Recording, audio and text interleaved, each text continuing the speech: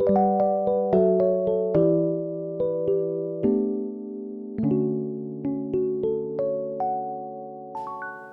오늘도 예배 자리 가운데 나오신 모든 분들에게 우리 하나님의 놀라운 은혜와 평강이 함께 하시기를 주님의 이름으로 간절히 축원합니다.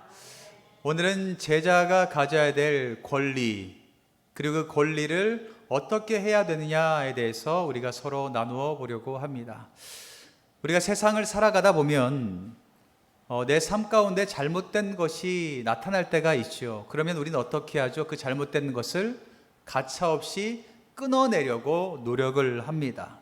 왜냐하면 그 잘못된 것으로 말미암아 내가 병들게 되고, 그리고 더 나아가 하나님께 가까이 가는 것이 아니라 하나님께 오히려 멀어지게 되고 하나님께 쓰임받을 기회가 없어지기 때문에 우리는 삶 가운데 죄가 찾아오게 되면, 그리고 잘못된 것이 찾아오게 되면 그것을 끊으려고 노력을 합니다.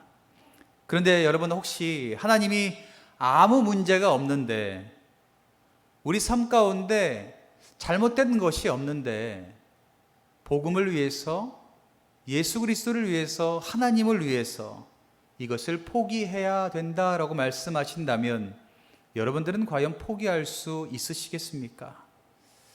아마 쉽게 포기할 수 있는 분은 없을 겁니다.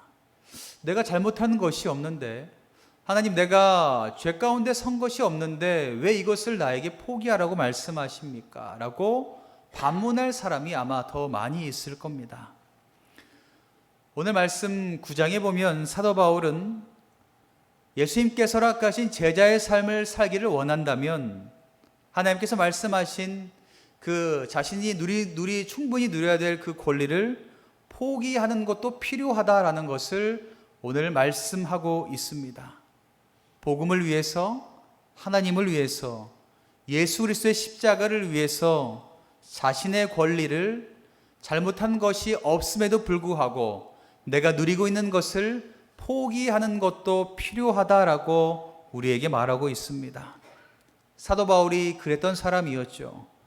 복음의 전도자가 되기 위해서 자신이 가지고 있었던 모든 것들을 다 내려놓았습니다.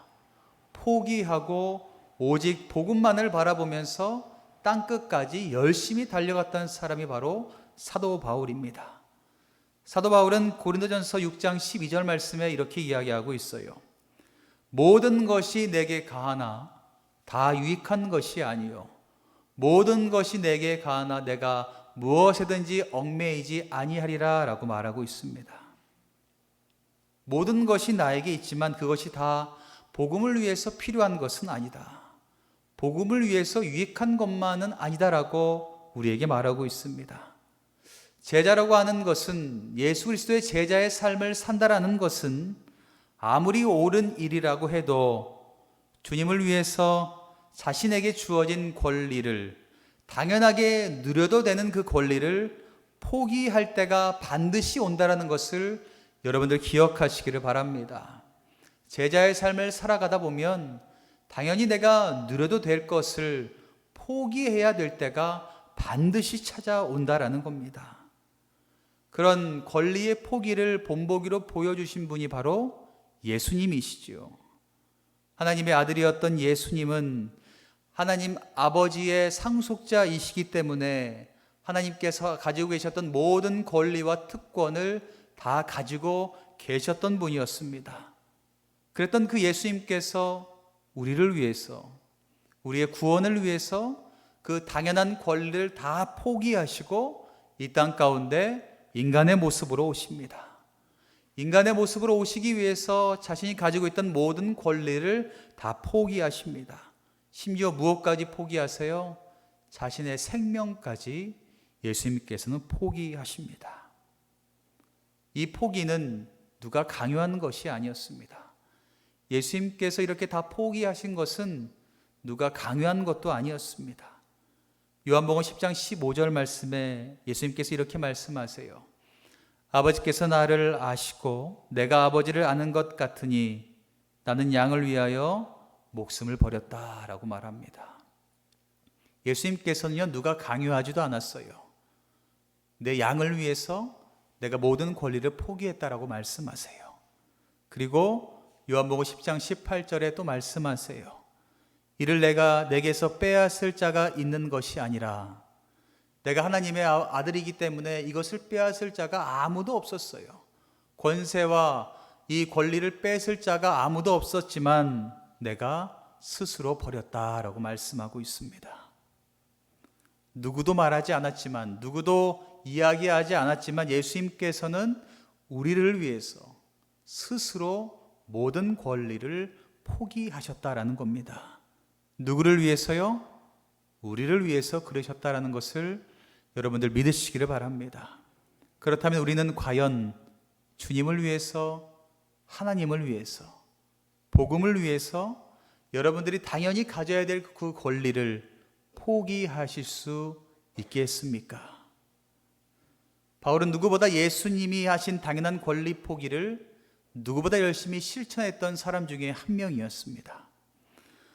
고린도전서 9장 19절 말씀에 바울이 말합니다. 내가 모든 사람에게서 자유로우나 스스로 모든 사람에게 종이 된 것은 더 많은 사람을 얻고자 함이라 라고 말하고 있습니다. 사도 바울이 자신이 가진 모든 당연한 권리를 포기하고 낮아지고 모든 사람들의 종이 되었던 것은 더 많은 사람들이 예수 그리스도를 믿고 복음 가운데 서기를 원했기 때문이다라고 말하고 있습니다. 그것이 바로 사도 바울에게 원하시는 하나님의 삶의 모습이었기 때문입니다. 사랑하는 성도 여러분, 여러분들에게도 하나님께서는 동일하게 말씀하고 있습니다. 이 땅 가운데 우리를 보내주신 이유와 목적은 다른 것이 아니라 우리 영혼을 위해서, 영혼 구원을 위해서 우리를 이 땅 가운데 보내주셨다는 것을 여러분들 믿으시기를 바랍니다. 그래서 우리가 해야 될 것이 무엇이냐면 내가 당연히 갖고 있던 그 권리, 움켜쥐고 있는 그 손을 우리는 펴야 되겠죠. 움켜쥐고 있는 것들을 다 펴고 펴므로 말미암아 다른 사람들에게 베풀고 나눌 때에 더 많은 사람들이 복음 가운데 설 수 있도록 주님께서 우리 손에 쥐고 있던 것들을 사용하여 주신다는 것을 여러분들 믿으시기를 바랍니다. 그렇다면 사도 바울이 말하는 그리스도인으로서 포기해야 될 4가지가 있다라고 말하고 있어요. 당연히 내가 누려도 되는데 때로는 이것 때문에 복음이 막힐 수도 있다. 그러니 이 당연한 권리를 포기해야 될 때도 있다라고 말씀하시면서 4가지를 들어 설명하고 있는데요. 첫 번째 포기해야 될 것이 뭐냐면 정상적인 식욕을 만족시킬 권리를 포기해야 될 때가 있다라고 말하고 있어요. 바울은 4절 말씀의 이야기예요. 우리가 먹고 마실 권리가 없겠느냐라고 말하면서 우리는 당연히 먹고 마시고 그런 것에서 자유할 수 있다라고 말하고 있어요. 우리가 먹는 것에서 있어서 먹지 않으면 죽게 되잖아요. 그래서 그 누구든지 먹을 수 있는 권리는 다 있다라는 겁니다. 그리고 사도 바울이 이야기한 이 먹고 마시는 문제, 이 당시에 예를 들어서 살펴본다면 교회의 그 공금으로 먹고 마실 권리가 있다라는 것을 의미하고 있습니다. 사도 바울이 여기서 우리가 먹고 마실 권리가 없겠느냐라고 말하는 것은 교회 가운데 공금으로 우리가 함께 교제하며 먹고 마실 권리가 당연히 있다라는 것을 이야기하는 것입니다. 그리고 더 나아가 그 교회 가운데 사역자들이 분명히 있죠. 그 사역자들은 성도들의 신앙적인 면을 섬기는 사람들이기 때문에 물질적인 면에서 반드시 도움을 받아야 된다라고 사도 바울은 말하고 있습니다. 아마 이러한 문제가 요즘 교회 가운데 가장 시급한 문제인 것 같아요. 분명히 먹고 사는 문제를 교회에서 책임지고 그 문제 가운데 자유함을 얻는 사역자들은 성도들을 위해서 하나님 나라 복음을 위해서 최선을 다하는 것, 그것이 바로 사도 바울이 말하는 복음적인 그 말씀이다라는 것을 우리는 기억해야 됩니다. 사도 바울이 이야기하는 것이 무엇이냐면 먹고 사는 문제가 1번이 되어서는 안 된다라는 겁니다. 복음을 전하는 것이 가장 중요한데 우리가 먹고 사는 문제로 말미암아 복음 전하는 것이 막히게 된다면, 어려움을 겪게 된다면 그 식욕까지도 포기할 수 있어야 된다라고 바울은 말하고 있습니다. 빌립보서 4장 12절 말씀에 바울이 이야기하죠. 우리 한 목소리로 함께 읽어보겠습니다. 나는 비천에 처할 줄도 알고 풍부에 처할 줄도 알아. 모든 일 곧 배부름과 배고픔과 풍부와 궁핍에도 처할 줄 아는 일체의 비결을 배웠노라 라고 말하고 있습니다. 사도 바울은요, 당연히 먹고 사는 문제 너무나 중요합니다. 그러나 그 먹고 사는 문제 때문에 끌려다니지 말라라고 이야기해요. 그 먹고 사는 문제 때문에 하나님을 믿는 것, 복음을 지키는 것이 어려움을 당하지 않도록 주의해야 된다라고 말하고 있습니다. 혹여나 이 먹고 사는 문제 때문에 복음이 가로막히게 된다면 먹고 사는 당연한 그 권리까지도 포기할 수 있는 믿음이 우리에게 있어야 된다라고 말하고 있습니다. 이 먹고 사는 문제로 많은 분들이 힘들어하고 있죠. 주의를 지켜야 되는데 먹고 사는 문제가 걸리고 주의를 지키자니 어려울 것 같고 이런 어려움 때문에 힘든 분들 많이 있습니다. 그러나 여러분들 반드시 기억해야 될 것은 주님께 모든 것 맡기고 그 당연한 권리를 포기하신다면 우리 주님께서 반드시 책임져 주신다라는 것을 믿으시기를 바랍니다. 사도 바울이 두 번째 당연한 권리 가운데 포기해야 될 것이 있다라고 이야기하고 있는데요. 두 번째는 정상적인 결혼 생활을 누릴 권리를 포기해야 될 때도 있다라고 이야기하고 있습니다.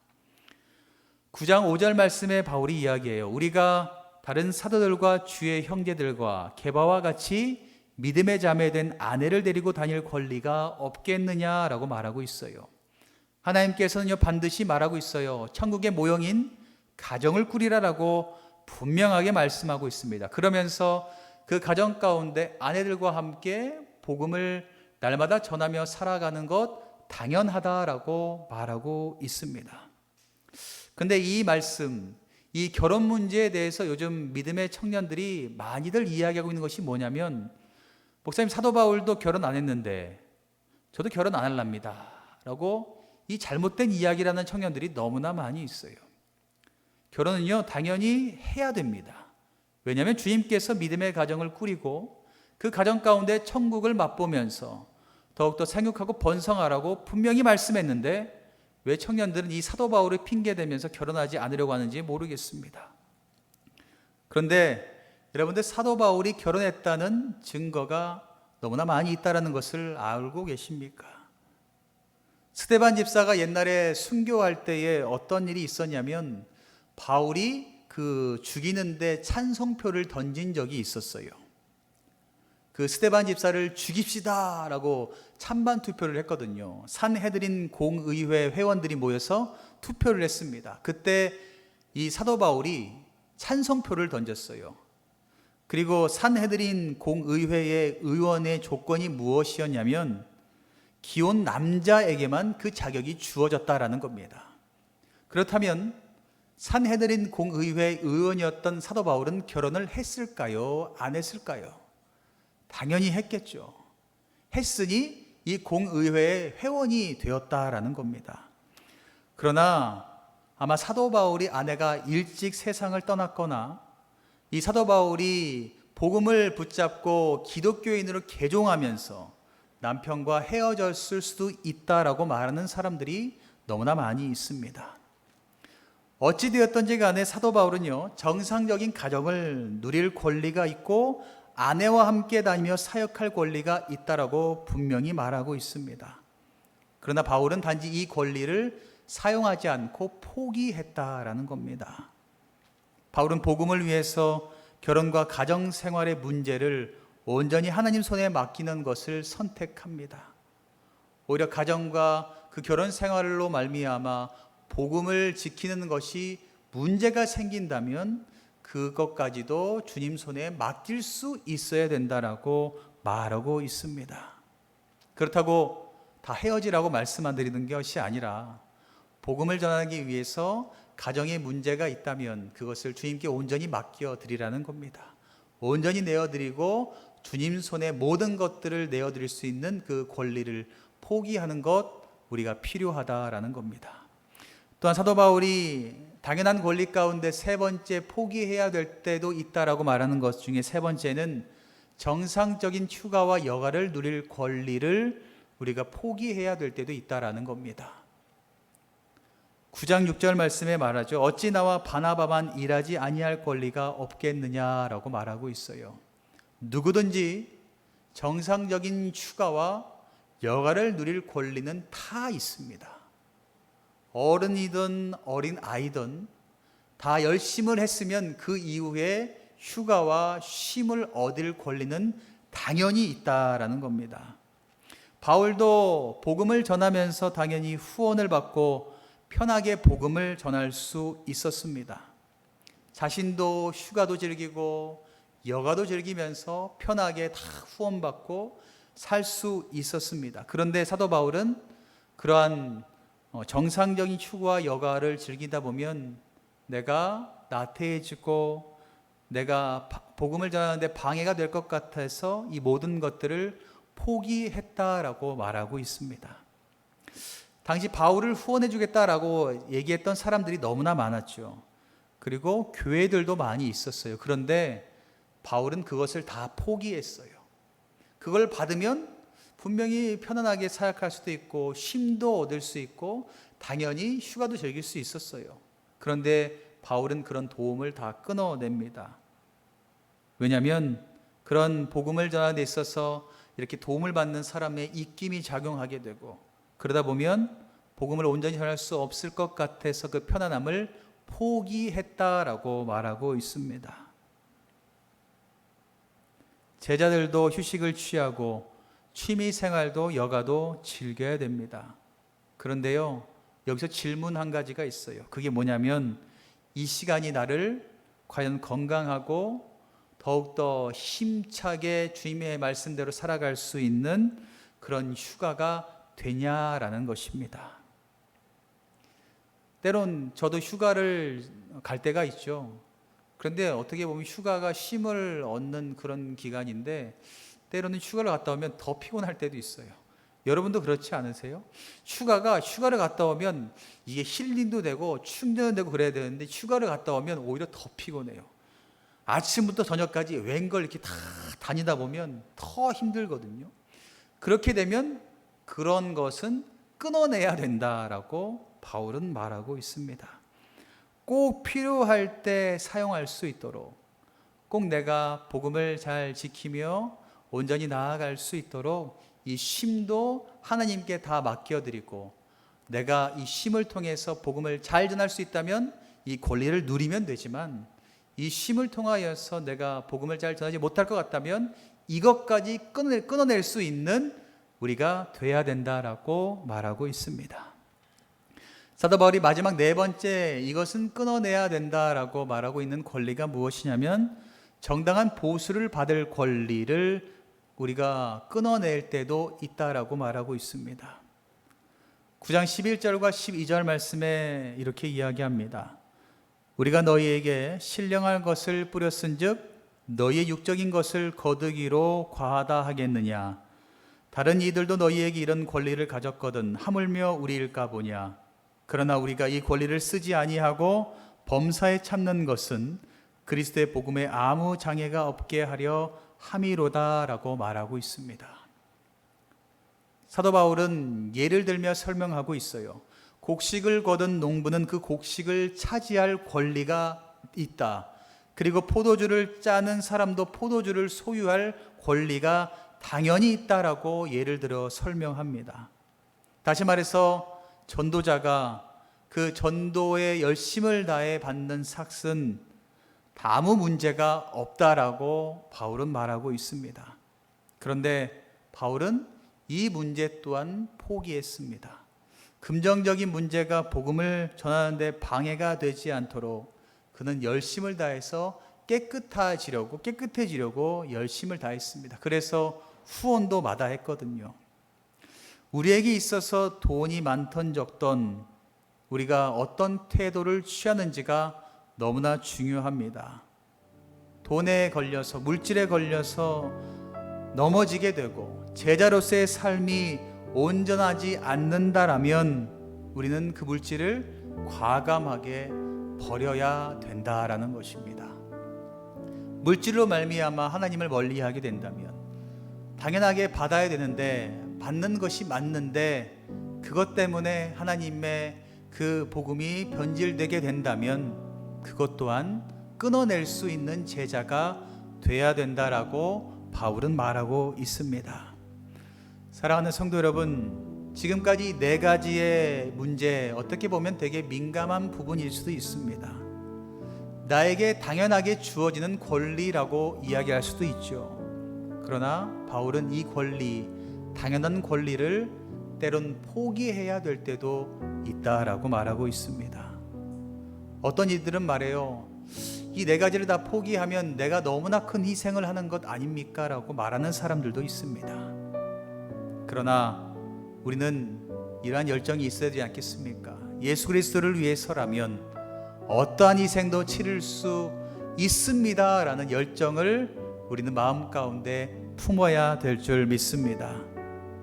그러한 권리를 내려놓을 수 있고 복음을 우선시 삼을 수 있는 우리가 되었으면 좋겠습니다.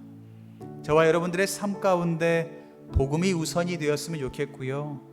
그리고 복음을 방해하는 것이 이 네 가지가 들어있다면 단호하게 끊어낼 수 있는 저와 여러분들이 되었으면 좋겠습니다. 그렇게 끊어내고 복음만 붙잡고 살아가게 된다면 우리 주님께서 분명하게 훗날 말씀해 주실 겁니다. 그리고 우리에게 선물로 주실 거예요. 무엇을 주시냐면 스데반 집사님께서 바라보셨던, 사도 바울이 그렇게 마지막까지 소망하고 열망했던 그 생명의 면류관을 우리에게 동일하게 주신다라는 것을 여러분들 믿으시기를 바랍니다. 그렇기에 오늘도 복음을 위해서 내가 제자의 삶을 살기로 결단했다면 어떠한 희생도 내가 감당하겠습니다.